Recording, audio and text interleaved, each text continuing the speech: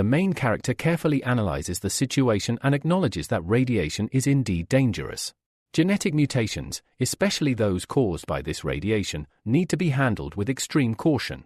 Some are even capable of exploding due to the unstable power within them. Given the obvious side effects, he proceeds with care. Among the debris, he notices a special item, the gene stone.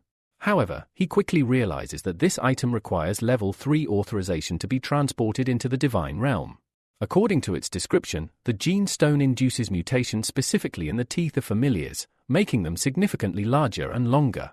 However, this enhancement comes with a price. It shortens the familiar's lifespan by 3 years. Just as he is processing this information, someone appears behind him. The stranger warns him coldly, "If you're smart, you'll hand over the gene stone and the other green stone. If not, you'll regret it." The protagonist turns around, and his eyes widen in disbelief. The person standing before him is none other than Gang, a demigod, and the father of the very first student he fought back in school. The MC silently thanks his luck for wearing a disguise mask at this moment. Trying to remain calm, he asks, "And if I don't hand them over?" Gang responds with a chilling threat. "Then you might die." With that, he summons several vicious wolves, ready to attack. Acting swiftly, Honu bites his own hand, triggering his black dragon transformation. The wolves hesitate, startled by the sudden power surge, but it's already too late. The MC lunges into action, attacking them one by one with deadly precision. Seeing his subordinates being taken down, Gang activates a powerful enhancement technique, the art of the God of Fury, and orders the wolf cavalry to charge again. The wolves resume their attack, but the MC leaps into the sky, flying above them and out of their reach. Confused, the wolves can only growl from the ground. Looking down, the MC mocks Gang. "What now, old man? Can't fly, can you?" Gang narrows his eyes, unimpressed. "You dare to show off with such cheap tricks?" He raises his hand and uses divine magic to forcefully drag the protagonist out of the sky. The MC crashes to the ground, shocked by the raw force of a demigod. It's clear now, these beings have far too many dangerous abilities. Realizing the odds are not in his favor, the MC begins to flee, with the wolves chasing close behind. In his escape, he notices a warning sign, "Do not approach." Curious and desperate, he heads straight for it. Seeing this, Gang orders his cavalry to halt. Only then does the MC understand why. The area ahead is swarming with bizarre mutant creatures, and they're already closing in on him. With no time to hesitate, he takes off running again. All these beasts seem like serious trouble, and at that moment, escape becomes the only logical plan. However, the mutants soon spot the wolves and turn their attention toward them. As chaos erupts, Gang retaliates with a powerful punch, wiping out the nearby beasts. Frustrated, he looks around, wondering, where did that brat go? Just then, he senses a strange and slightly terrifying aura. Choosing not to take the risk, he turns around and leaves. Meanwhile, the MC finally reaches a river. Gasping for air and dying of thirst, he kneels down to drink. But just as he does, a bizarre fish jumps out of the water. It has legs. Alarmed, the MC realizes that the river is also contaminated with radioactive waste. This entire area is far more dangerous than he expected. He quickly pulls out his map, trying to get a sense of direction, only to discover that he's completely lost. Suddenly, more mutants begin approaching. He takes a deep breath to calm himself. He's stuck here anyway, so he might as well gather more gene stones. He tosses some red stones toward the approaching monsters. As the creatures devour them, they immediately explode. The MC smiles slightly. "So this is how you farm gene ores. Not too difficult after all." Time passes, and soon night falls. The MC starts to grow anxious. The forest is no place to be after dark. He decides it's safer to rest somewhere elevated and abandoned. Looking toward a distant mountain, he transforms into his black dragon form once again and flies toward the peak. Upon arrival, he sees what appears to be a crumbling, abandoned castle. Landing softly, he explores cautiously, knowing full well that wild beasts might be lurking inside. He spots some old papers scattered on the ground and begins to sense a strange energy coming from deeper within. Following the energy trail, he quietly observes a group of people in black cloaks performing a mysterious ritual. Confused, the MC whispers to himself, "What the hell are they doing?" One of the cloaked men speaks. Despite the God King being condemned for his failed investments, he still sacrificed hundreds of billions in divine power to make this ritual possible. We must succeed. There is no time left, begin the ceremony immediately. The night deepens. As the ritual continues, several stones are arranged into a massive magic circle. Suddenly, a blinding light shoots up from the castle into the sky.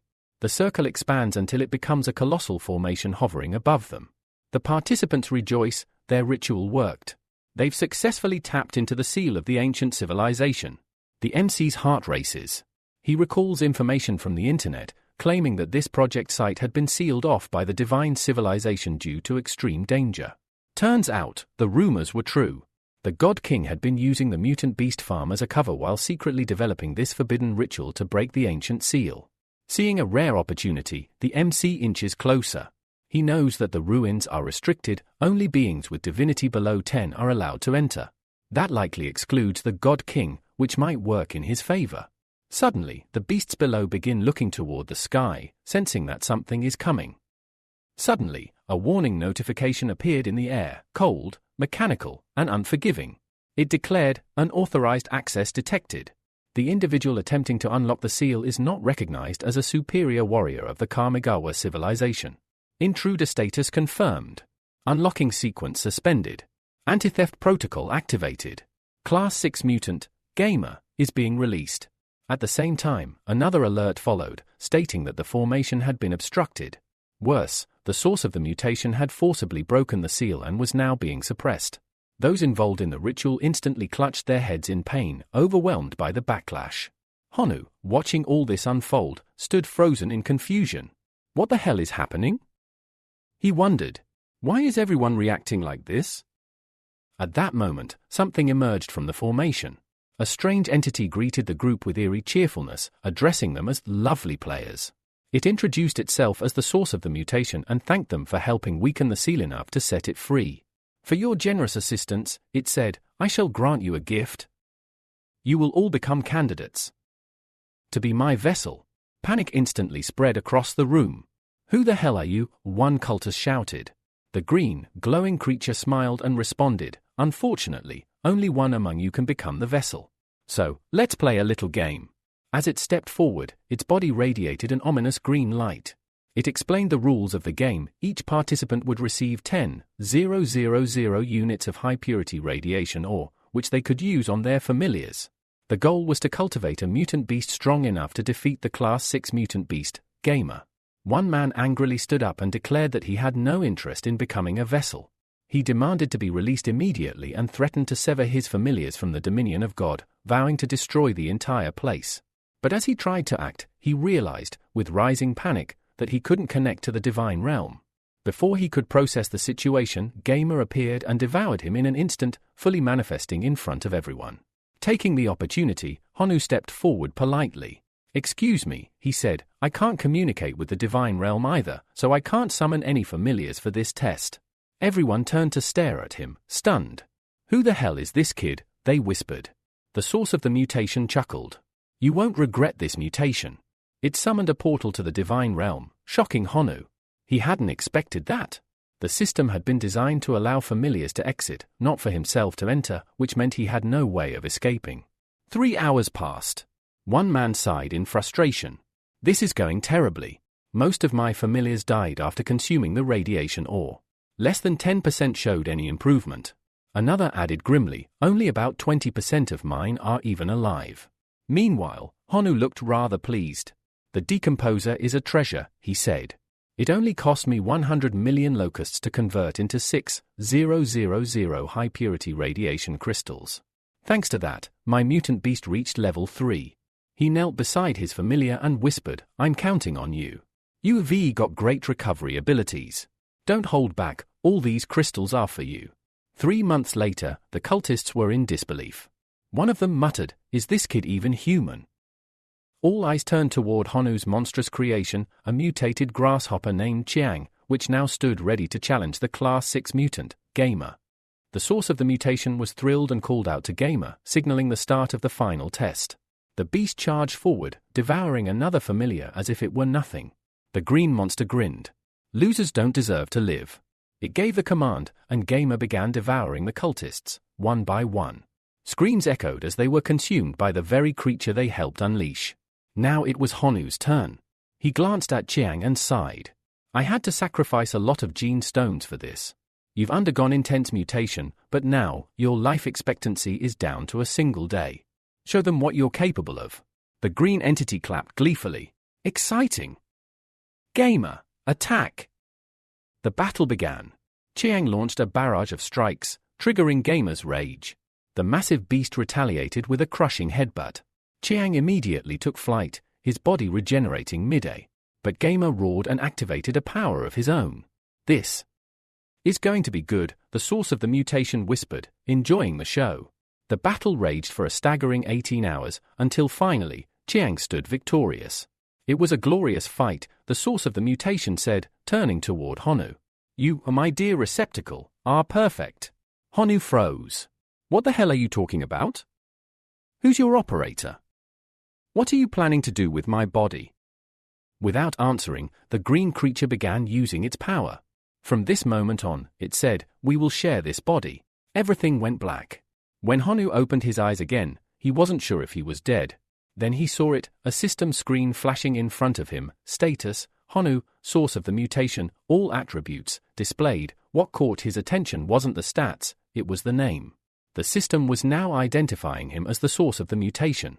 Then, a familiar voice echoed in his mind. Is my dear receptacle awake? Who are you? Honu asked, unsettled. I am the source of the mutation, it replied.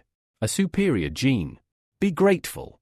Through parasitism, I've granted you power far beyond the limits of divine civilization. I've overwritten your growth acceleration ability, direct mutation suits us better. But don't worry. We are one now. You may call me Kamigawa. I don't care about all that. Just tell me how the hell I can get out of here. Honu snapped. Simple. Kamigawa responded. The seal has been broken. The guardian beast is dead. We are free. In the next moment, they were teleported to the same castle where it had all begun. But Kamigawa had one last warning. There's one small issue. The breaking of the seal made quite a lot of noise. Many demigods and even true gods are now headed this way. You couldn't have told me that earlier. Honu shouted, starting to panic. Thinking quickly, he activated the blood arena coordinates. As an affiliate, it was his best shot at escape. Meanwhile, the demigods arrived at the now deserted castle. Feeling a strange aura, they barged in, shouting that they wanted the treasure. But there was nothing left. Gang, who was among them, noticed a strange grasshopper corpse. He narrowed his eyes and muttered to himself, don't tell me, it was him. After that event, a mysterious figure storms into the castle, demanding to know who dared to steal his treasure. Furious, he orders his subordinates to continue broadcasting signals day and night in order to locate the missing seed. Meanwhile, back in the bloody arena, the main character discovers that teleportation costs a staggering 1 million units of divine power. This makes him wonder, what would happen if he returned to school now? At that moment, the system suddenly appears. It informs him that it has been challenged by another divine being, an evil dragon. The system asks if he wishes to accept the challenge, warning that if he refuses 3 times or fails, he will lose his title as heir of the bloody arena. The MC finds this form of intimidation laughable and scoffs, asking if a beating is what they truly want, because he's ready to deliver it. Without hesitation, he accepts the challenge and steps into the portal. A large screen lights up, warning all competitors to prepare. The crowd erupts with cheers and chants, claiming that the evil dragon will undoubtedly win. However, a segment of the audience rallies behind the MC's locust race, shouting for the bone controller to appear and make the dragon fear the power of the giant skeleton. Among the crowd, Honu hears someone place a massive bet, 500,000 units of divine power, on the dragon's victory. He laughs and warns them not to cry when they lose everything. The evil dragon, known as Palm, finds the situation amusing. He mocks the MC, saying his locusts rely on skeletons to cheat in battle. But this time, things would be different. He finally sees an opponent worthy of facing him. The MC wastes no time. He summons his swarm and commands, less talk, more action. Palm responds in kind, summoning an army of half-dragons. The battle between the dragons and locust men begins. However, Palm is unimpressed. He questions whether he's being underestimated and demands to see the skeletal army. Honu calmly responds, "First, defeat the locusts. Only then will it be worth showing the skeletons." Infuriated, Palm orders his dragons to unleash their flames. The MC counters by shouting for his army to defend themselves and summons the celestial demon locust. This entity silently appears and begins launching devastating attacks on the dragons. In response, Palm summons a half-dragon hero, who begins firing arrows at the cursed locusts. Mocking his opponent, he claims their resistance is pointless, they re just locusts and will fall easily. Han Wu, however, is unbothered. In fact, this is part of his plan, to use them as sacrifices. He considers whether it's time to summon his army of demonic bulls, raising his hand in preparation to call upon the divine realm's forces. Suddenly, Kamiawa appears and interrupts, demanding how he can tolerate such humiliation. This causes him to second-guess his choice of operator. He asks what she means. The source of mutation steps forward, declaring that she wants to see the locusts teach the arrogant half-dragons a lesson. The MC admits that, unfortunately, the locusts are no match against dragons. But then, a green slime reminds him of a crucial point: they are not weak.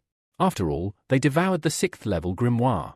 With the mutation source's power, there are no weak races, only races that accept self-destruction. She urges him to use the directional mutation ability she granted to eliminate this arrogant dragon once and for all. He calls one of his locusts forward, debating internally whether to follow this advice.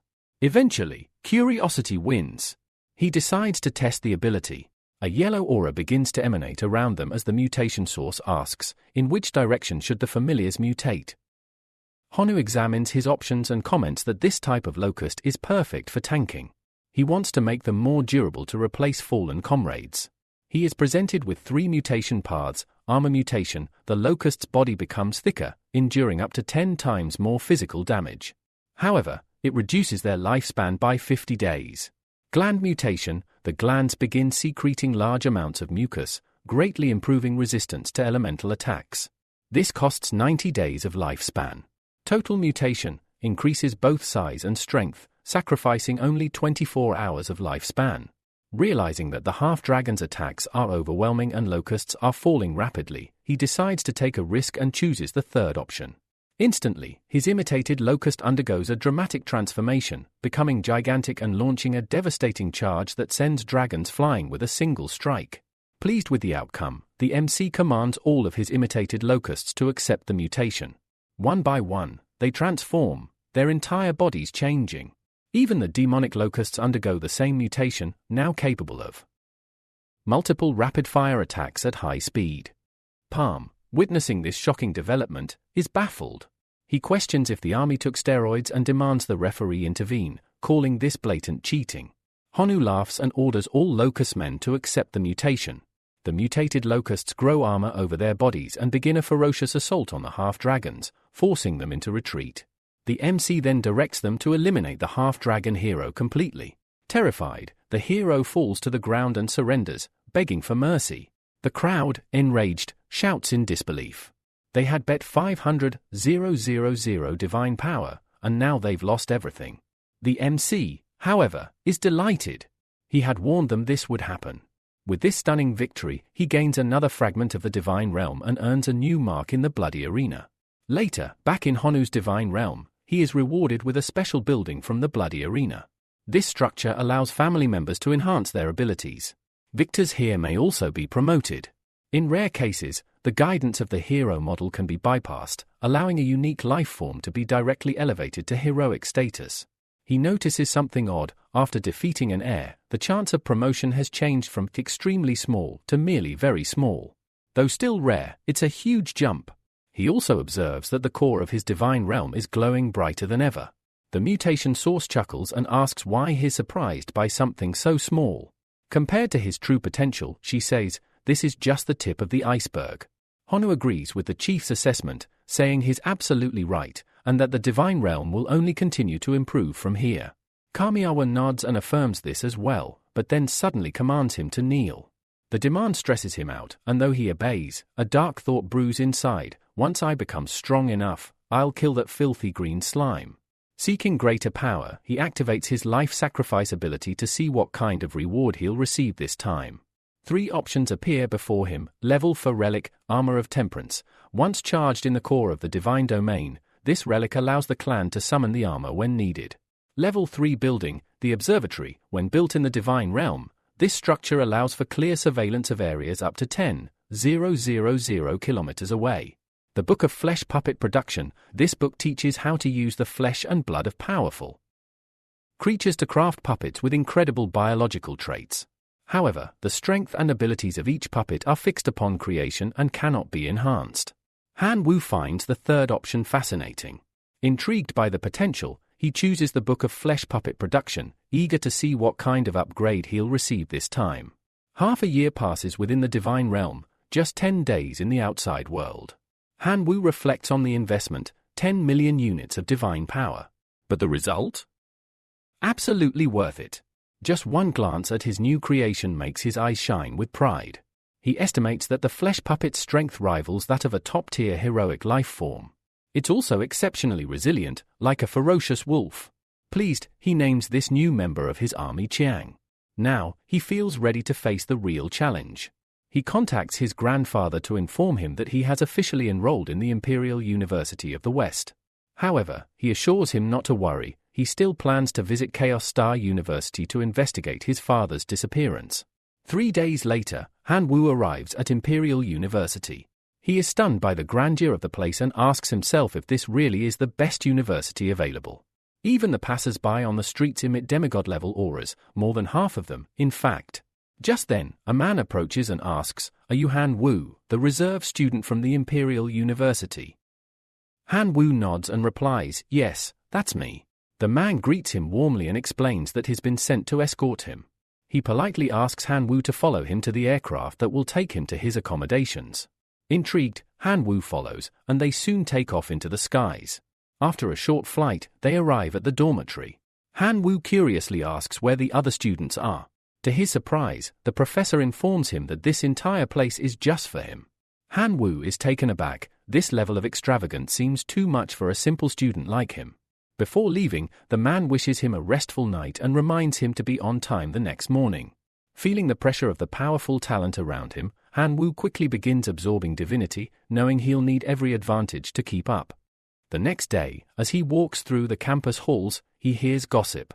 Students are talking about a newly transferred student, calling him trash, claiming that real students pass the selection process without needing backdoor entries.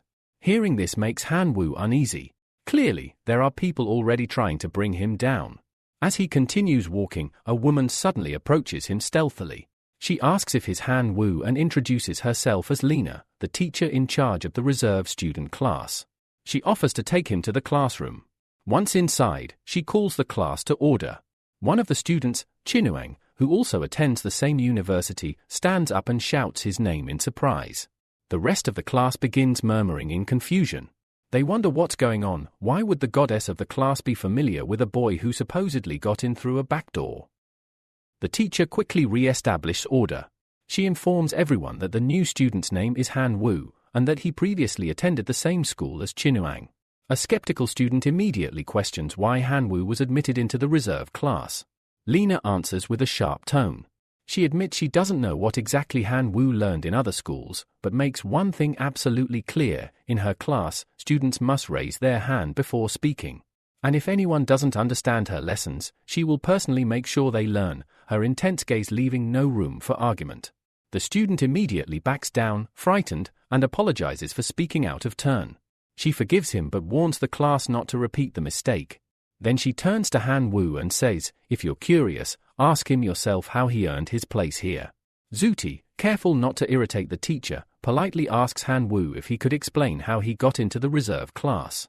He also expresses his wish to challenge him, to test whether he truly deserves to be there. Han Wu raises his hand and calmly replies, "I'll have to decline." The refusal sends a wave of outrage through the class. Zuti explodes in anger, calling him trash for not having the courage to accept a simple challenge. The rest of the students join in, calling him a coward. Just then, Chinuang slams her hand on the desk, silencing everyone. She scolds the class, defending Han Wu. "He has never provoked anyone," she says firmly. "So why are you all slandering him without even knowing who he is?" Han Wu simply watches the scene unfold. He expected this. No matter where Qinyuan goes, it seems like she always ends up surrounded by a pack of barking dogs. Moments after the teacher leaves the classroom, a group of students begins heading toward Han Wu's desk with unfriendly intent. But before they can get too close, Qinyuan steps in front of him, blocking their path. "What are you doing?" she asks firmly. "If you're trying to intimidate someone, then you'll have to go through me first." The students respond coldly, telling her that this has nothing to do with her. One of them looks past her and calls out to Han Wu directly. "If you have any courage at all, then stop hiding behind a woman." Taking a deep breath, Han Wu calmly rises from his seat. At that moment, Zudi steps forward with a sneer on his face. He mocks Han Wu, calling him a mere transfer student who used backdoor methods to get in. In his eyes, Han Wu isn't even qualified to study alongside them. He tells him to leave the reserve class willingly or be beaten out of it. Han Wu turns to Qinyuan and mutters, "Must be tough studying with this bunch of idiots." Qinyuan sighs, admitting, "They're usually not like this. I don't know why they're acting this way toward you." Han Wu is amused. Good, he thinks. That means she doesn't know them well enough to feel guilty when she beats them down. But she quickly warns him not to underestimate Zudi. His main relative is a rare, naturally elite Iron Man, a powerful summon that even her Thunder Sparrow might not be able to handle. Unbothered, Han Wu replies, "If you're worried about seeing them get hurt, that's fine." But Qinyuan surprises him. "I don't care," she says bluntly. Zudi, overhearing, growls, "Did I hear that right? You think you'll hurt me? I could wipe a rookie like you off the map with just a few of my relatives." He then proposes they settle the matter properly at the training field. As they walk to the arena, Qinyuan watches Han Wu closely, wondering why he's being so stubborn. She thinks to herself, "How can I help him without damaging his pride?" When they arrive, the system activates and politely prompts them to select a battle format. The options are displayed: Heroic Battle, Extraordinary Battle, Elite Battle, Legion Battle, 5 vs. 5, 10 vs. 10. Han Wu looks through the list and smiles. "Let's go with 10 against 10. It's the perfect time to test my 10 strongest relatives." Zudi looks at him in disbelief. Is this guy arrogant, or just clueless? He expected him to pick something more conservative, like a Legion battle. Instead, Han Wu chose the most direct clash. Then, in front of everyone, Han Wu begins summoning his flesh puppets. The sight of them shocks the entire room. Zudi's eyes widen. What the hell are those? While they exude the aura of heroic life forms, there's something undeniably unnatural about them. Realizing that he can't afford to be careless, especially in front of his goddess Qinyuan, Zudi decides to get serious. He summons his Iron Men, a formation so powerful that even Lord-level warriors would struggle against it. Outside the arena, Qinyuan watches the live battle unfold on a large screen. Her eyes are locked onto Han Wu's side. When did he get these relatives? She wonders aloud. Next to her, another student uses a battle analysis eye and confirms they're puppets. Heroic life-grade puppets. But how's he controlling so many at once? More whispers break out among the spectators. Some are stunned by how expensive these creations must be. 10 heroic-grade puppets, just one costs nearly 30 million divine power, a student mutters. Maybe he got in because of money. Qinyuan frowns, her thoughts spiraling. He has no background, no support, how could he afford this? But she shakes her head. No point thinking about it now. I'll just watch and ask later. The battle begins. Zudi commands his Iron Men to launch a full assault, delivering massive, power-charged punches toward the flesh puppets. He taunts, "Let's see how long before those freaks turn into toothpaste." But Han Wu smirks. What's wrong? Already tired? Zudi is confused. But when he looks at the arena, he's stunned. His Iron Men are being effortlessly overpowered. One by one, they're getting punched down, overwhelmed by the unnatural power and precision of the flesh puppets. The Iron Men are forced into full defense mode. The students gasp. What are those monsters? They're not just resisting, they're counter-attacking, copying the Iron Men's moves and even injuring them. Qinyuan's eyes widen in disbelief. He's so much stronger than before. Back in the arena, Han Wu casually leans back and asks, "Hey little girl, still want to continue?" Zudi grits his teeth in rage. "I haven't even used my trump card yet," he roars, ordering his Iron Men to merge. Han Wu bursts into laughter. What's next? You gonna transform into a truck? You watched too many Transformers as a kid. The merging process completes. The Iron Men now stand fused into a single massive figure, shining so brightly that Han Wu winces. Ooh, too shiny. Gross. Explosions ripple across the field as the transformation finalizes. The giant robot looms over the battlefield. Zudi laughs maniacally. Scared yet? This is my masterpiece, 10 times the power of a regular Iron Man. Let's end this. Die already. The robot charges at full speed, swinging at all of Han Wu's puppets simultaneously. Zudi yells, "Now I'll show you the real power of a reserve-class warrior from the greatest university in the world." Han Wu chuckles. "You call that strong?" Zudi snarls and gives him an ultimatum. "I'll give you one last chance. If you kneel and beg for forgiveness, I might spare the rest of your clan." He raises a hand and begins a countdown. 10, 9. As Zudi's countdown ends, Han Wu casually speaks up and says, 0. He smirks, clearly eager to see what happens next. Zudi grits his teeth in frustration. "Fine. But don't blame me for what happens next." Yet before he can even begin his attack, a chilling scene unfolds. All of Han Wu's flesh puppets suddenly begin to regenerate, healing their injuries as if nothing had happened. Then, in perfect unison, they leap into action. The monstrous puppets assault the massive armored robot, biting into its joints and ripping out cables from within its metal frame. The spectators watch in horror as the fight turns brutally one-sided. The battle quickly devolves into a massacre. Even the robot's head is torn clean off, crashing to the ground in a heap of scrap metal. Zudi collapses to his knees, screaming, "This is impossible." Meanwhile, Han Wu calmly steps out of the portal, completely unscathed, the undisputed victor. Just as Chinuang is about to say something, someone else calls out, "Grasshopper boy." Han Wu turns and sees a young man rushing toward him with open arms. The man hugs him tightly and says, "I knew you'd pass the entrance test. I told them you wouldn't disappoint me after I recommended you." Han Wu freezes for a second, confused. Then he realizes it's Xian Meng, the same person who once looked like a rugged warrior. But now he looks decades younger. "How the hell do you look so young?" Han Wu asks. Laughing, Xian Meng explains, "I just shaved my beard. My old look scared off all the girls." Other students overhear the conversation and their expressions change instantly. Realizing their mistake, they begin to apologize, admitting that they wrongly accused Han Wu of using backdoor connections. Now they know he was actually personally recommended. Han Wu smiles lightly. "It's fine. Don't worry about it." Xian Meng then steps forward with a much firmer tone. "I'm a first year at Imperial University and Han Wu's official protector. Anyone who messes with him will have to deal with me." He then invites Han Wu to follow him, saying he wants to introduce him to a few friends. After climbing a flight of stairs, Xian Meng gestures to 2 other students. The first is a well-mannered young man who introduces himself. "I'm Zine, a freshman at the academy. Pleasure to meet you."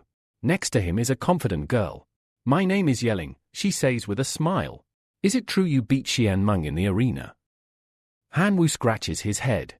"I am just a rookie here. Beating your friend was pure luck." But Yelling waves off his modesty. Having luck is also a kind of strength. She quickly shifts the topic and reveals something important. "We found out the next class for reserve students will be a survival simulation in Outland, the zombie city. It's a low-level secret realm." She then gives Han Wu a small request. "While you're there, could you bring something back for us?" Han Wu raises an eyebrow. "You 3 are demigod-level students. Why would you need help from a novice like me?" Yelling chuckles. "Come on. Don't be so modest. You're nothing like a novice." She explains further. Zombie City is a special training area restricted by university regulations. Only reserve students can enter. We can't. Xian Meng nods in agreement. "That's true. If I could go, I'd flatten that city." Zine laughs beside him. Yelling then adds one more detail. Inside that secret realm exists an extremely rare item, the wisdom fruit. It helps non-human races raise their intelligence, though each fruit costs 1 divine point to claim. Han Wu listens carefully. Divine points. I really need those. With that in mind, he agrees to help them out. Before parting, Yelling hands him a seed and says, take this. It'll be very useful in your upcoming class. That night, Han Wu lies on his bed, reflecting. If I can gather 6 divine points, I can perform the demigod ascension ritual. He recalls his teacher's explanation: 6 points is the minimum requirement to start the ceremony. But there's a catch: a demigod with only 6 points is considered a hybrid, and can only merge with lower-level divine authorities in the future. That's why students at Imperial University rarely stop at 6. They continue gathering divine points to maximize their future potential.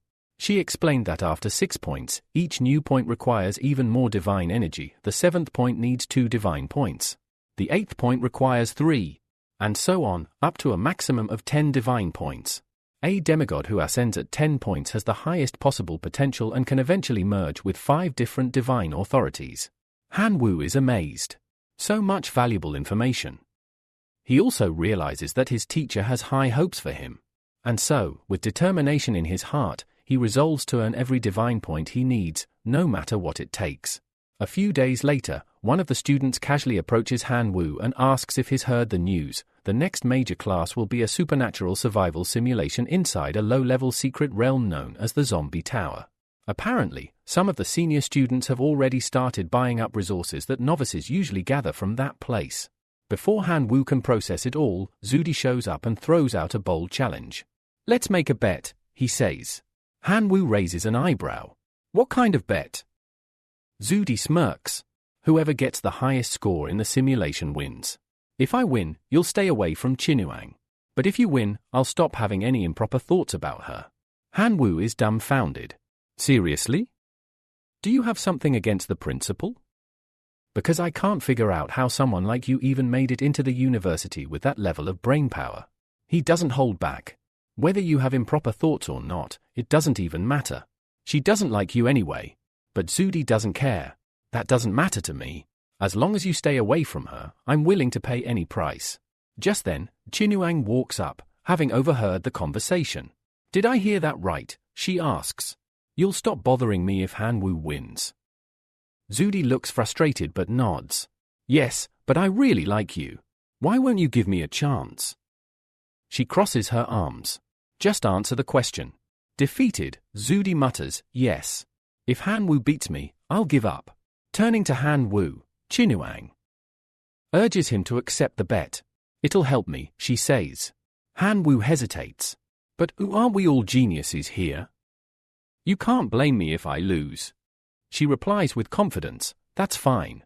I know you'll win." At that moment, their teacher arrives and gathers the class. "Is everyone ready?" she asks. "You should already be aware of the information. This time, it's a supernatural survival simulation. That means it will be more difficult than the secondary classes." With that, the simulation begins. The system announces Outer Realm Survival Simulation activated. To avoid alerting the Outer Realm's consciousness, all Divine Realm-related services are temporarily suspended. Gods will be affected by the aura of the Outer Realm and reduced to the state of ordinary humans. The leaderboard for point accumulation is now open. Then comes the scenario introduction: Zombie City, a beautiful yet dangerous place. Its hospitable zombie residents welcome newcomers by kindly ripping out their brains and feasting on them. Each night, they throw a gruesome carnival of death. Back in the simulation, the students begin to panic. They're starving but soon realize their spatial rings aren't opening, despite being full of food. Han Wu considers the situation. These students are all deities. Normally, they could go without food for 10 days or even half a month.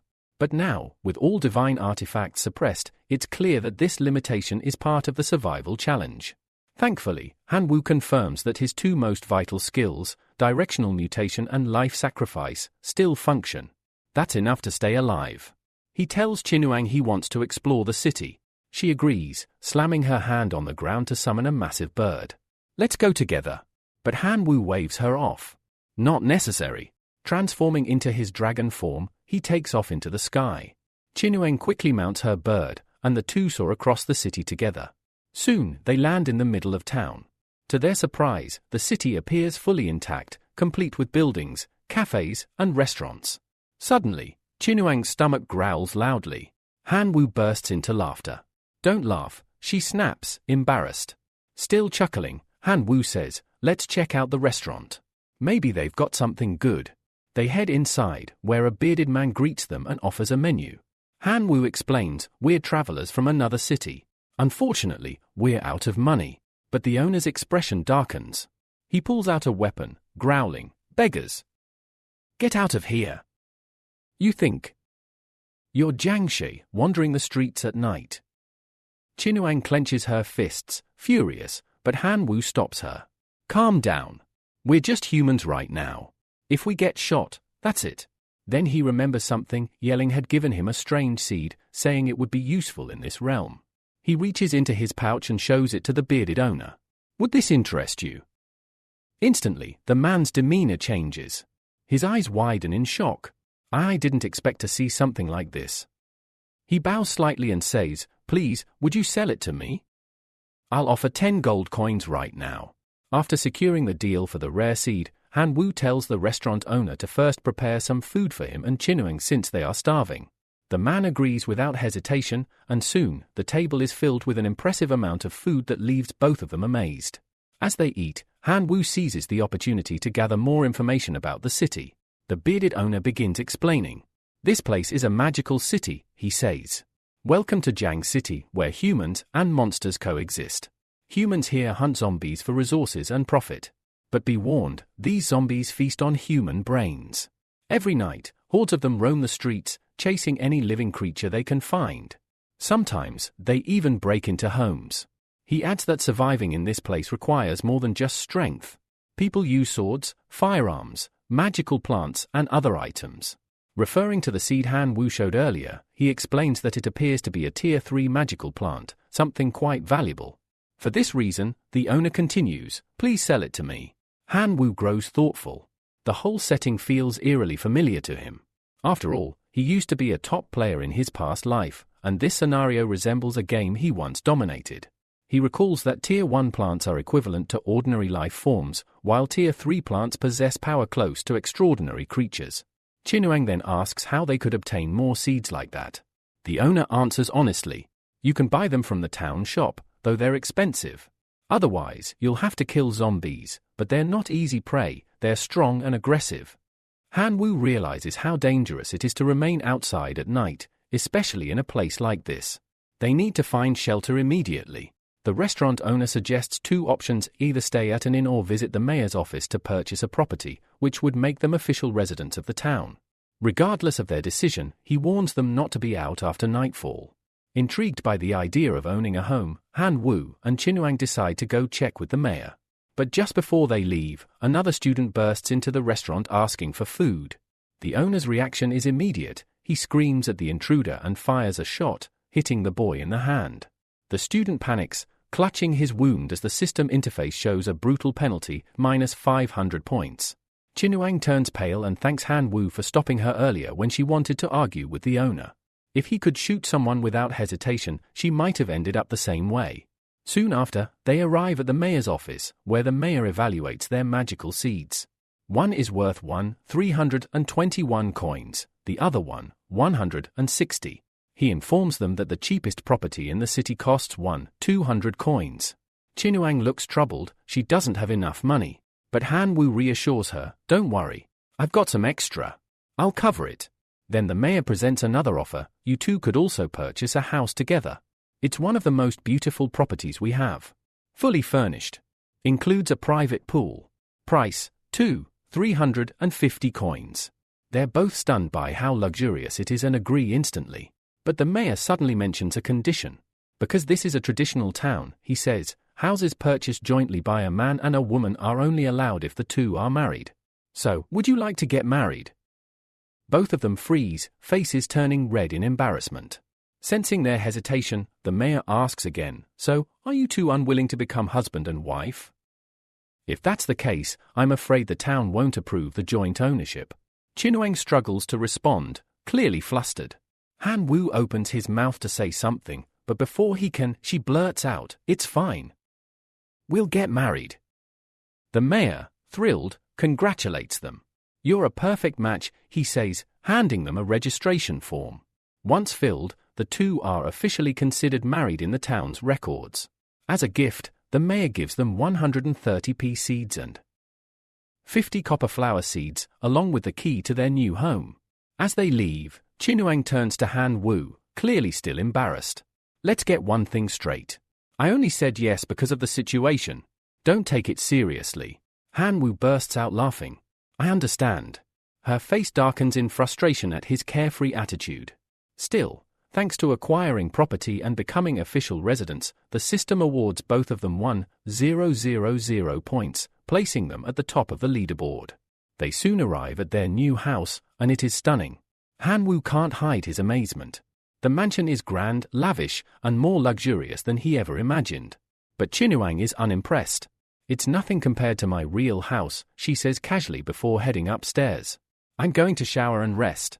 I'm exhausted. Left alone, Han Wu decides to inspect the pea seeds and copper flower seeds they were gifted.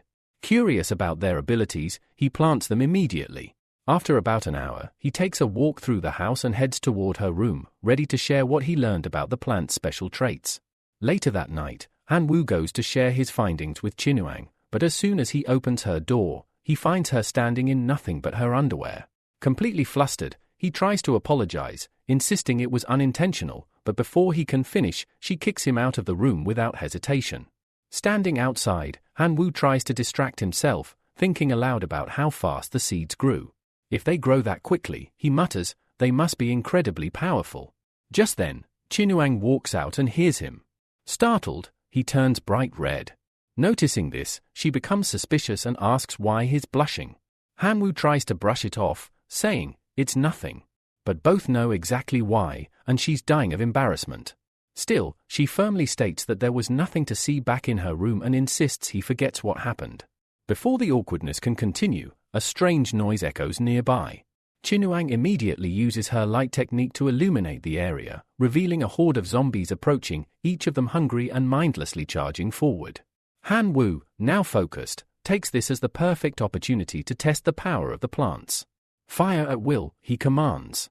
However, when the pea plants launch their attacks, they barely budge the zombies, which leaves him disappointed. The plant's attack power is far weaker than expected. Realizing he needs an edge, Han Wu activates his darkness attribute bonus, instantly amplifying the plant's power.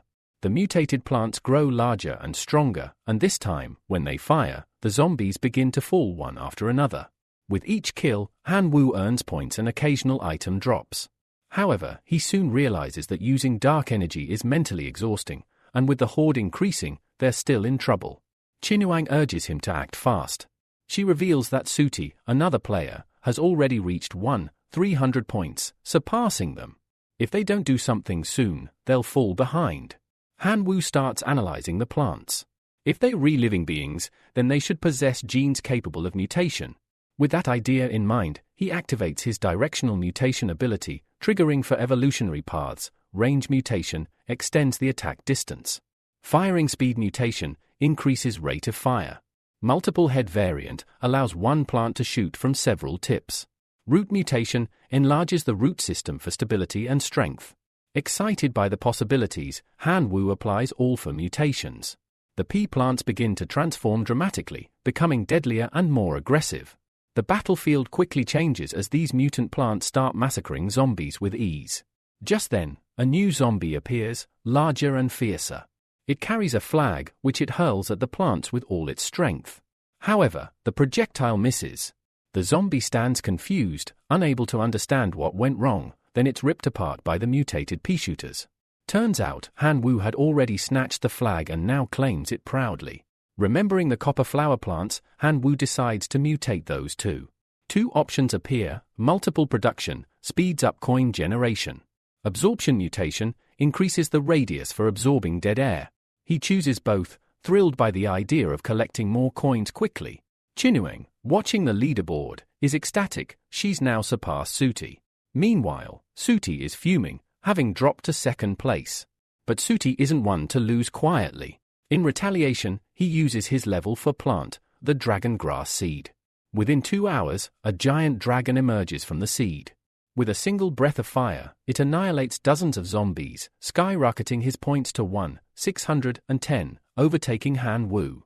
Furious, Suti mocks Han Wu, calling him a bastard without parents, claiming that a Lowlife like him stands no chance against a descendant of a god. You'll lose miserably, he sneers. Morning arrives. The sun blazes through, and the remaining zombies are vaporized, unable to survive in daylight. Chinuang sits on a pile of coins, impressed by their progress. She asks how the plants became so powerful so quickly. Hanwoo explains that he used a special ability called directional mutation, allowing him to artificially evolve living organisms. Chinuang is stunned, admitting the ability is powerful, if a little unnatural. Still, despite their gains, they're falling behind. Suti now has 201,000 points, while Hanwoo sits at 128,000. But Chinuang remains hopeful. It's only the beginning, she says. We'll sell some of these plants and buy better ones. As night falls again, their plants have reached levels 2 and 3. Chinuang stands on the rooftop, observing the approaching enemies. This isn't good, she warns. A horde of level 3 night zombies is closing in, and among them are terrifying level for violent dancer zombies. Hanwoo is stunned. Is that really a level for dancer zombie? He doesn't know how they'll survive. Chinuang shares the same concern. What now? She asks. Thinking quickly, Hanwoo orders, turn off the lights. Silence everything. Zombies are attracted to light and sound. Maybe we can stay hidden. They shut down everything in the mansion, plunging it into complete darkness. Soon, the horde wanders right past them, heading toward the house next door, the Miss SAR's place. Seeing them distracted, Hanwoo suggests using this chance to rack up more points. Chinuang agrees and summons a light energy ball, hurling it at the unsuspecting zombies. The plants follow up with a barrage of attacks, wiping out those that try to retaliate. A mounted zombie charges at high speed, but it's obliterated by a boxing plant before reaching them. Amid the chaos, Hanwoo notices something odd. Suti's score is still climbing rapidly, nearly a 100,000 point lead.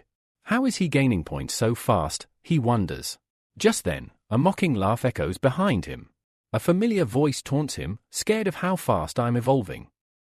It's Ching-Ian, casually eating soft tofu while watching the battle unfold.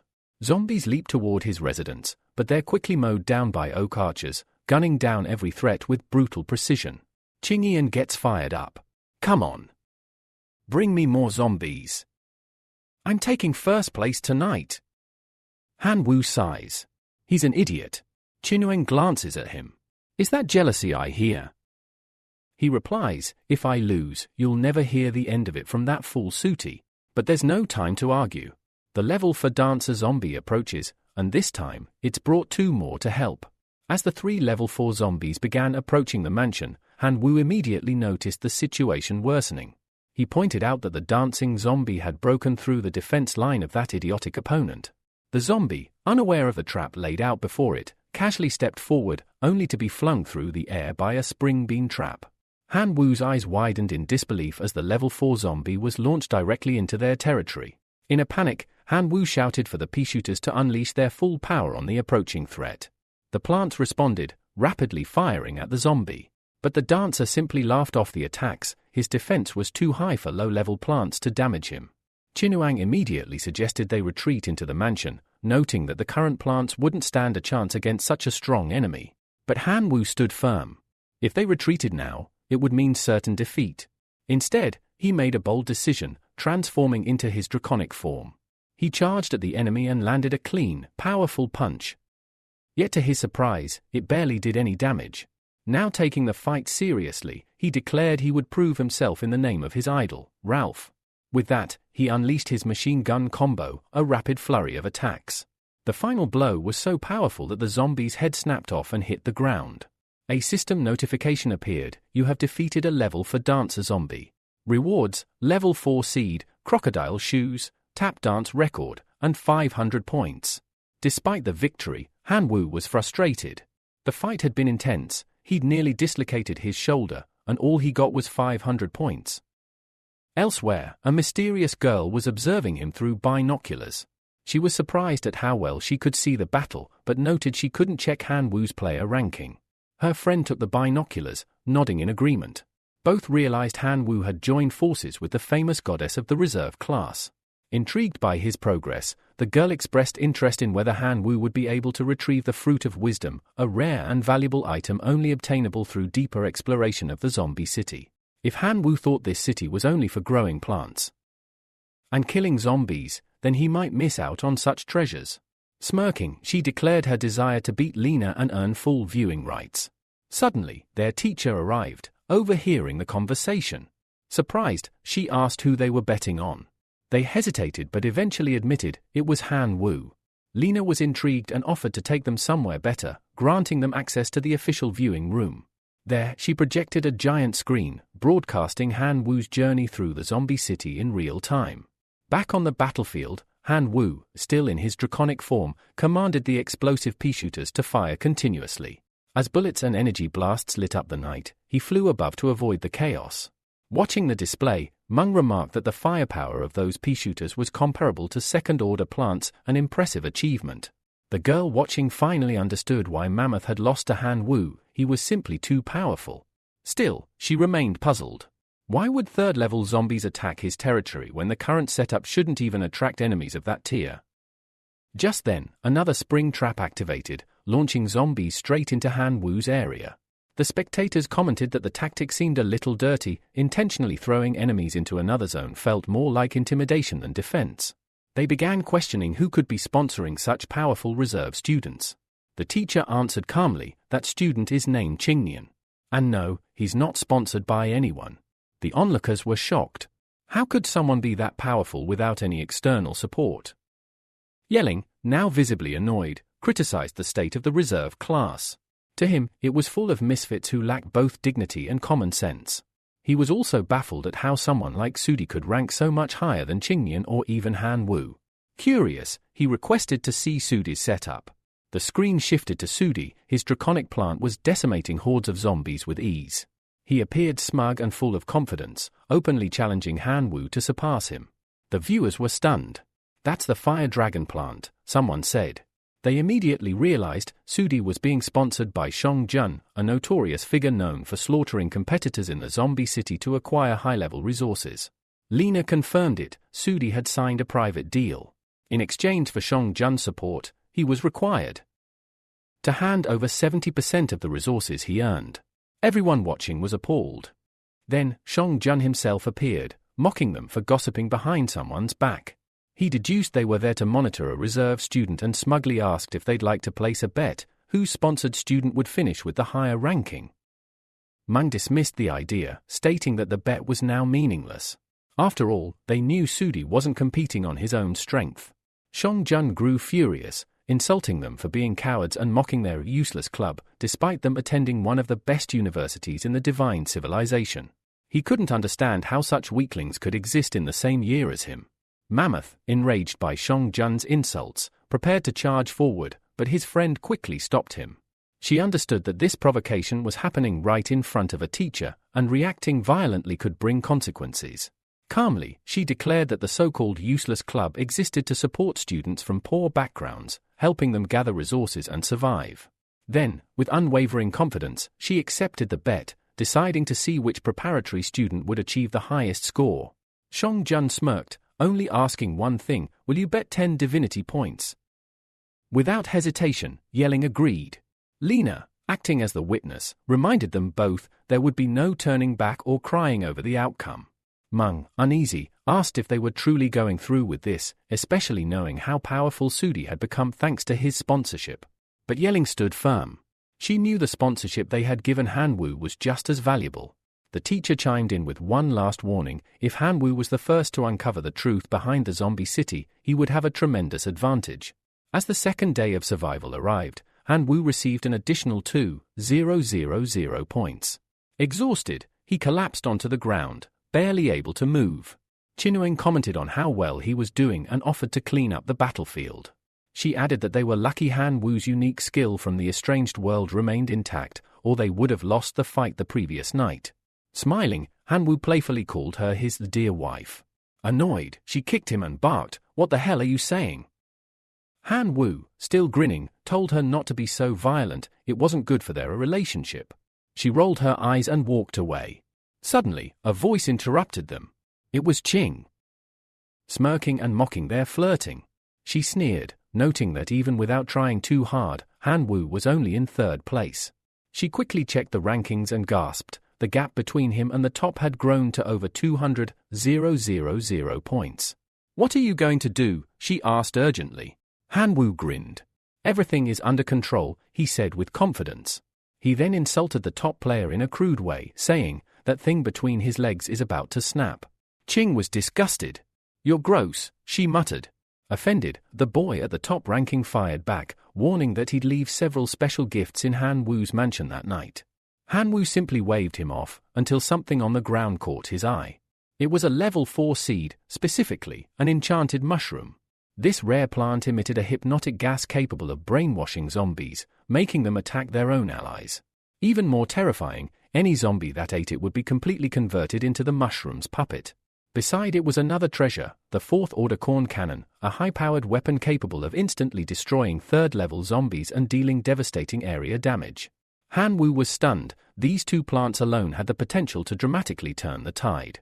One created zombie puppets, the other acted like a mortar launcher. Both were perfect for harvesting massive points. Qinuang suggested they head to the store to sell off the night's loot and buy high-level seeds. Han Wu agreed, once again teasingly calling her wife, but quickly corrected himself, opting to say her name instead. Flustered, she wondered aloud why he didn't just stick to calling her wife, since it was clearly on the tip of his tongue. An hour passed, and they exited the store.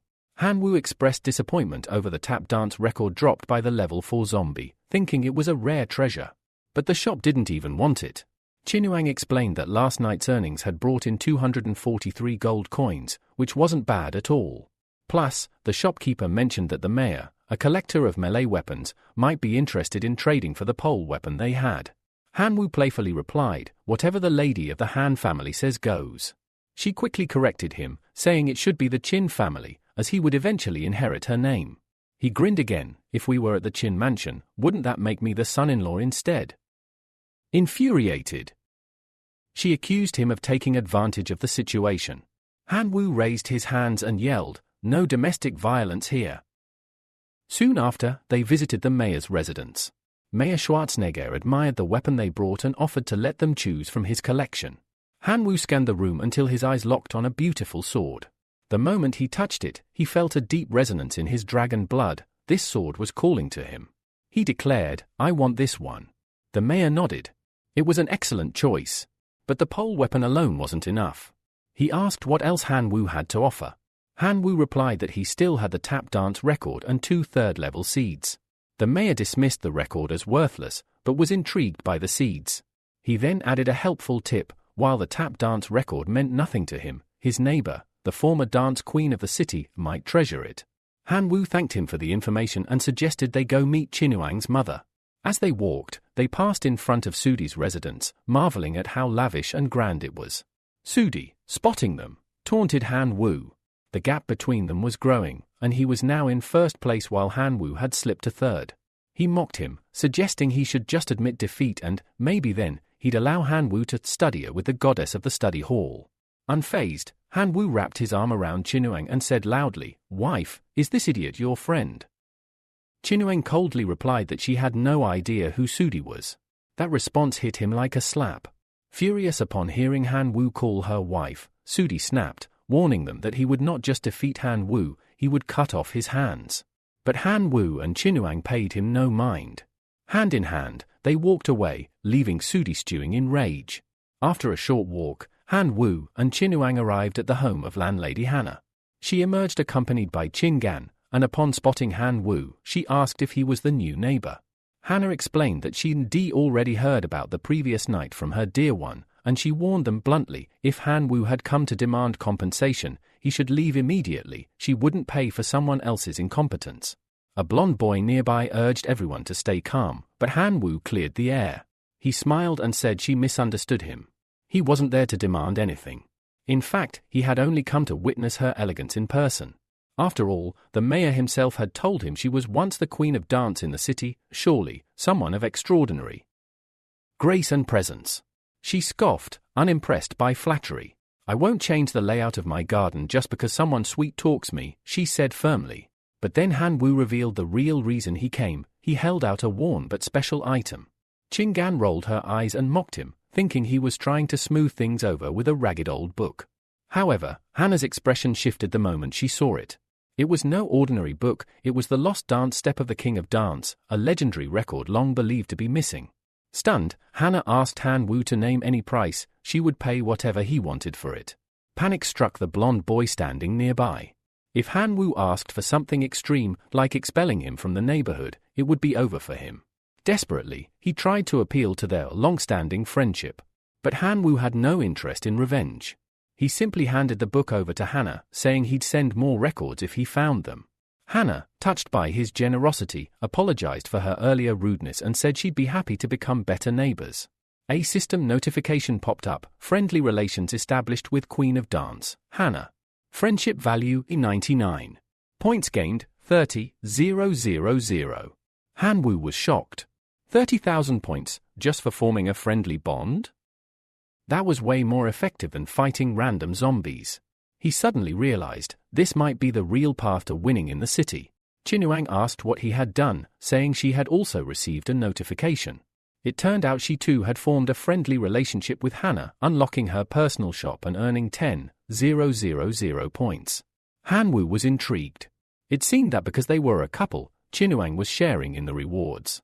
Being a good husband really was profitable. Flustered, she walked ahead, calling him shameless. Curious about the shop, Han Wu checked it out. 10 friendship points, level 3 clover seeds 20 points, dance class 35 points, divine dance outfit 90 points, fruit of wisdom. He was impressed, especially with the last item, the fruit of wisdom. It was exactly what his seniors had been looking for. He made a mental note to return for it after the exam. Night fell. Han Wu, now well prepared, used his mutated level for plants, confident they would help him rack up points. Soon, a wave of zombies approached the mansion. But the plants acted with brutal efficiency, detonating and wiping out the entire group instantly. Strangely, though, no high-level zombies appeared that night, which meant point gain was low. Something wasn't right. That's when he looked across the property and saw Hannah waving. She called out cheerfully that she had removed the beans as a friendly gesture, so no strong zombies would come his way. Han Wu was stunned. Her good intentions had actually backfired for him. So, he transformed into his draconic form and soared into the night sky to hunt down zombies himself. Flying above the city, he found a few scattered groups and unleashed his new sword upon them. With every slash, gold coins spilled from the zombies' corpses. It was fun, but the rewards were minimal. He wanted level for prey, and not these small fry. After 4 hours, Han Wu landed atop a tower and checked the leaderboard. First place, Qing Nian, 831,000 points. Second place, Zudi, 757,000 points. Third place, Han Wu, 723,000 points. He smiled, satisfied. The gap was closing quickly. By morning, Han Wu returned to his mansion, and someone was waiting for him. A man stepped forward and introduced himself as Rick Grimes, captain of the city guard and a resident of the city. He explained that he had seen Han Wu's bravery during the night and had come to invite him to join the city guard. Han Wu tilted his head. I've only heard of the Guardians of the Galaxy. I don't know what the city guard does. Rick chuckled and explained, we defend the city from zombie hordes, especially those level 5 and above who threaten the population. Han Wu's eyes lit up. That meant more powerful zombies, more danger, and most importantly, more points. Count me in, he said enthusiastically. Rick nodded with approval. Welcome aboard. We could use someone as ambitious as you. Just then, a notification appeared, friendly relationship established with Rick Grimes. Personal shop unlocked. Points earned, 60,000. City Guard merit shop unlocked. Bonus points for joining, 50,000. Han Wu's eyes widened. 110,000 points, just like that. With this boost, he instantly shot to first place on the leaderboard. Rick gave him a firm nod and said goodbye, requesting to meet again at night. Moments later, Qinuang came running toward him, beaming. You'd in first place. That's amazing, she exclaimed, hugging him tightly. But their moment was interrupted by a knock at the door. Han Wu, surprised by the early visitor, opened it to find a blushing blonde girl standing there. You were incredible last night, she said. Han Wu blinked, confused. Who are you? The girl stepped closer, her face flushing even more. The way you fought last night, it really excited me. Chinueng raised a brow, clearly suspicious. What the hell did you do last night? People keep showing up here like you re some local celebrity. Jessica, the blonde, glanced at Chinueng. Who's the girl in pink? Chinueng responded flatly, I'm his wife. Undeterred, Jessica leaned toward Han Wu. Isn't it boring being married so young? If you're ever open to it. I don't mind being your mistress. With a wink, she turned and walked off, tossing over her shoulder, we'll see each other again tonight at the city guard gathering. Han Wu smiled awkwardly and waved goodbye. But Chinueng was furious. That smile. You look like someone who's reluctant to let go of this place, she snapped, crossing her arms. So that's it, who? While I was worrying, you were out all night playing around with other girls. That's how your points rose so fast. You read just following Qing Nian's example. Han Wu panicked, waving his hands defensively. Wait! No, there's a misunderstanding. I don't even know that girl. I was just out hunting zombies. The city guard saw me and invited me to join. Chinueng paused, processing his explanation. She seemed embarrassed for jumping to conclusions. Well, why didn't you say anything when she showed up all excited? You made me think all kinds of things, don't jump to conclusions out of jealousy, he replied calmly. Everything I'm doing is to catch up to Sudi and help you win the bet. I'm not jealous, she shouted, blushing. Besides, what you do is none of my business. With the tension finally diffused, Han Wu got ready to head out again. Tonight I'll be with the city guard fighting high-level zombies. I'm leaving the courtyard in your care, he said, handing her a set of high-grade seeds. She nodded. Fine. Just be careful, all right. Han Wu reassured her. Don't worry. After testing the black sword last night, I can handle level 4 zombies easily. As he turned to leave, Chinueng shouted one last warning, just don't let those foxes seduce you again. Later that night, deep within the city, Han Wu regrouped with the city guard. As soon as he arrived, Jessica rushed up and clung to his arm. Did you miss me already? She teased, her eyes sparkling. A voice interrupted, Johnson, another guard member. Jessica, settle down. Han Wu already has a wife. Another squad member approached and asked Han Wu what his combat specialty was. Han Wu smirked and, without a word, transformed into his draconic form, taking flight. I can transform twice, he called out midair. Jessica's eyes widened with admiration. This guy is definitely my type. She turned to the captain. Please let me lead him. I love working with handsome young men. Rick allowed it but gave a stern reminder. Battles with zombies, especially high-tier ones, are extremely dangerous. Stay alert. Jessica drew 2 pistols, one flaming, the other frost-covered. Han Wu was stunned. Level 5 plants. One was a flame shooter, and the other an ice shooter. Johnson followed suit, activating his fusion ability with a level 5 giant walnut, which transformed his body into a massive, muscular beast. Then the blonde swordsman summoned his sentinel tower pine tree to fuse with as well. And then, Rick appeared in his final combat form, declaring the zombies were already there. The battle began. Jessica opened fire, her dual pistols blazing as she taunted the approaching monsters. Johnson charged in with his massive hammer, smashing zombies left and right.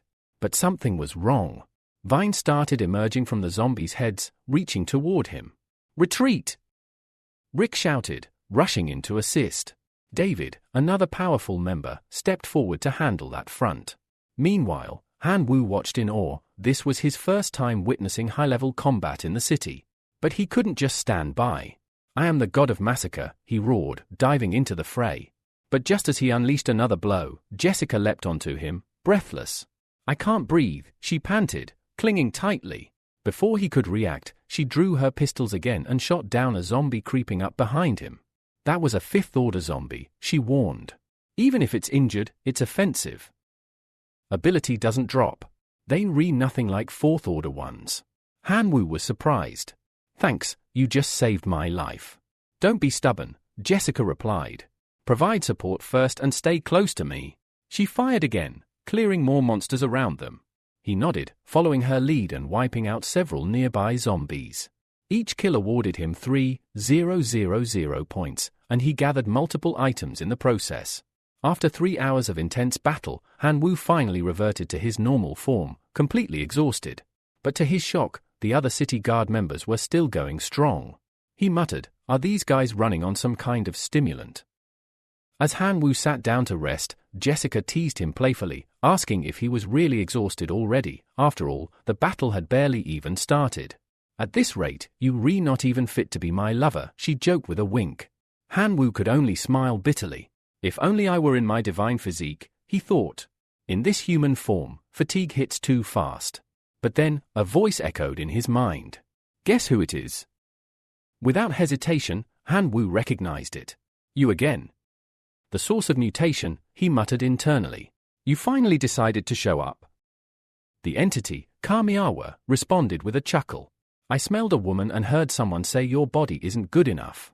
How could any female say no to my host? That's unacceptable. To rectify the insult, Kamiawa announced a gift, permission to dominate that voluptuous female creature he'd encountered earlier, specifically one with a rather prominent backside. It was called the genetic lock. Hold tight, Kamiawa said, because you're about to begin a whole new journey. With that, a powerful seal inside Han Wu's body shattered. A surge of energy erupted from deep within him, flooding every cell. His fatigue vanished instantly, he felt limitless. Kamiawa elaborated, from now on, he could induce temporary mutations by consuming powerful biological material.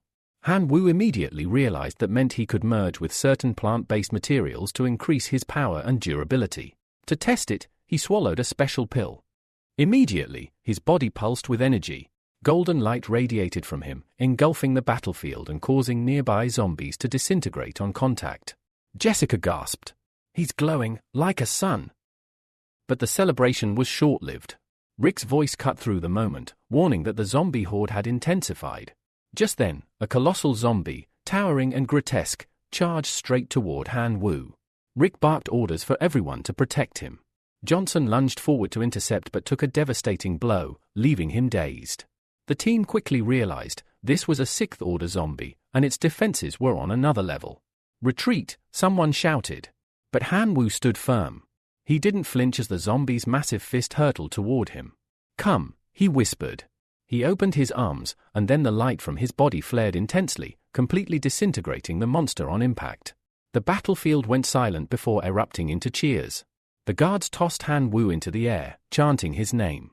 Just then, the system notified him, friendship established, Jessica, city resident, 50,000 points friendship established, Johnson, city guard, 50,000 merit points friendship established, David, city guard, 50,000 merit points personal shops unlocked, Jessica, Johnson, David zombie defeated, 6th order, 23,000 points. The source of mutation spoke again.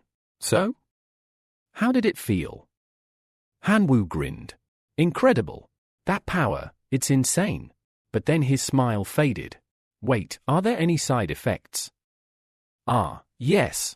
I was about to get to the bad news, Kamiawa replied. Han Wu's mood instantly soured. What now? I've already given everything. You're not trying to take my divinity, are you? Kamiawa laughed. Relax. I don't want your divinity. The issue is side effects. That power can't be used repeatedly. Han Wu let out a sigh of relief. So you're not taking anything important, but why didn't you warn me beforehand? What kind of crazy ability has side effects without a warning? The slime chuckled. You re the host of the supreme source of mutation. Don't be so soft. It won't harm your physical body unless you misuse it. He explained that the genetic lock had a cooldown period. It could only be used once every 10 days. Any more than that, and the genes could fall into disarray, causing permanent mutations. Han Wu frowned. So, overuse equals gene chaos? Great. Just what I needed. He waved it off. No need for more details, this stuff is already weird enough. At that moment, Rick approached. Are you okay, Han Wu? Han Wu gave a reassuring nod. Yeah, I'm fine. But Jessica wasn't finished. She rushed over, glowing with admiration. That performance was amazing. You are qualified to be my lover. Want to spend a wonderful night with me? Han Wu blushed. What? Before he could answer, Johnson stepped between them. Jessica, enough. He's clearly exhausted. He needs rest. I'll handle the remaining zombies. Han Wu gratefully accepted the out, admitting he was indeed tired. He wandered through the city, reflecting on the genetic lock's cooldown. 10 days without it. He'd need a backup plan. That's when he remembered something, the city guard's personal store. Curious, he opened the system. One technique immediately caught his eye, our plant fusion technique. Perfect, he thought. Something to bridge the cooldown gap. But Kamiya's voice returned, unimpressed. That pile of junk? Plant fusion is just a rudimentary lifeform merger. Han Wu frowned. It cost 70 friendship points, and now it sounded useless. Come on, man. I need something. The cooldown's too long. Kamiya clarified, it's not useless. The problem is your body. It's still too weak. He then offered an alternative, with a slight modification. That technique could evolve to something far more advanced. But it'll cost you 2 divinity points. Han Wu sighed, defeated. Too bad. I'm broke. After negotiating back and forth, Kamiya finally gave in. Fine, 1 divinity point. I can't go any lower. Han Wu smirked internally, feeling proud of himself. I really am the king of bargaining, he thought, accepting the deal. With a snap of Kamiya's fingers, a torrent of information exploded in Han Wu's mind. The plant fusion technique had been upgraded, now it could fuse up to 3 different plants simultaneously and even included an additional slot for level 6 seeds. It was undeniably powerful. Still, Kamiya gave a warning. I'll collect the divinity point later. Han Wu brushed it off. Yeah, don't worry. He turned his attention back to the system. Remembering that his attribute was dark, he decided to test the upgraded technique using the level 5 Death King Adelia seed, placing it in the first fusion slot. Soon, the 4th day of survival arrived, and with it came another 4,000 survival points. Han Wu checked the leaderboard and noticed something alarming. Chinuang had appeared in the rankings and was quickly climbing. Sutia, once 3rd, was close to being surpassed. The current leaderboard stood as follows. First, Han Wu, 1,400,000 points. Second, Qing Nan, 1,200,000 points. Third, Sutia, just under 1,000,000 points. Fourth, Chinuang, 736,000 points. Satisfied with his progress, Han Wu returned to the mansion. Seeing his cheerful expression, Chinuang, who was sitting on the floor, looked up and asked, "Had fun with that hot girl?" He chuckled, "It's not about that." Without waiting for his explanation, Chinuang threw a pile of items into his arms. "Here, these are yours. You can sell them." Han Wu shook his head. "I don't need these anymore. Why are you acting so formal? Aren't we a couple?"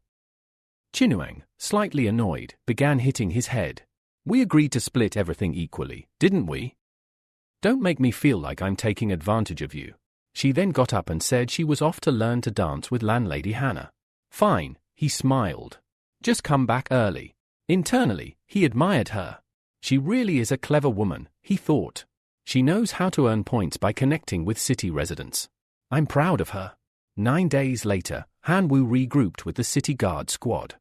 But something felt off, everyone looked tense. He asked what had happened. Jessica explained solemnly, "Tonight's a lunar eclipse. It happens once a month, and with it, the zombie invasion gets far more dangerous. Last time, a girl named Jasmine was lost. We couldn't save her." Rick stepped forward, his voice heavy.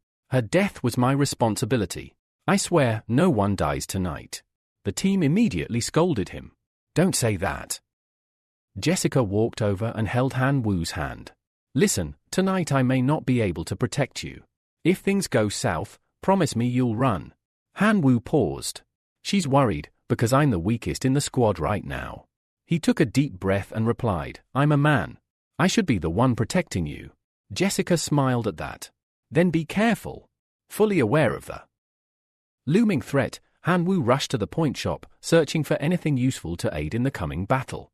The shop displayed the following: artifact armor, 12,000 points. Night vision fruit, 2,000 points. Vigorous flower, 1,500 points. Physique herb, 1,000 points. Level 5 golden dragon herb, 120,000 5,000 points. Man Devourer, 5,000 points. He had 95,000 points, but somehow ended up purchasing the 120,000 point Golden Dragon herb. Screenwriter's note, we don't know how he bought it either, but let's go with it. He slotted the plants into the fusion system provided by the source of mutation. As soon as the Golden Dragon herb merged into his body, it began to react. The blood of the black dragon inside him started to awaken. His body began to transform. A draconic form emerged, his aura now exuding a dark and sinister power. Rick looked to the sky and shouted, "Time's up. The eclipse has begun." All around them, the zombies began to stir violently. The eclipse empowered them, mutating them into stronger, faster, and more terrifying creatures. Rick gave a grave warning. The zombies are mutating, their levels will keep increasing. Everyone, prepare for a brutal fight. Jessica clenched her fists. I'm ready. Johnson and David echoed her determination. The squad took their defensive positions. Then, without warning, the first wave of mutated monsters charged. The captain gave the order to attack, and the battlefield erupted into chaos. Jessica fired relentlessly, but the enemies tanked her attacks. Johnson barked orders, telling her and David to stick to long-range attacks while he reinforced the defensive line. Hanwoo didn't hold back. I can't fall behind. He unleashed a powerful slash at a colossal zombie. As it fell, other zombies rushed at him, forcing him to fight up close. One by one, he cut them down. Rick called out, praising his efforts. Excellent job, Hanwoo. But the fight was far from over. As the moon darkened overhead and time dragged on, wave after wave of mutated zombies kept coming, each more dangerous than the last. An hour had passed, and the squad was still holding the line. The true test of survival had just begun. The people stopped running, turned around, and stood their ground once more. Their courage returned, and Hanwoo smiled. It worked. With that, he charged full speed toward the mutant zombie, determined to end the battle.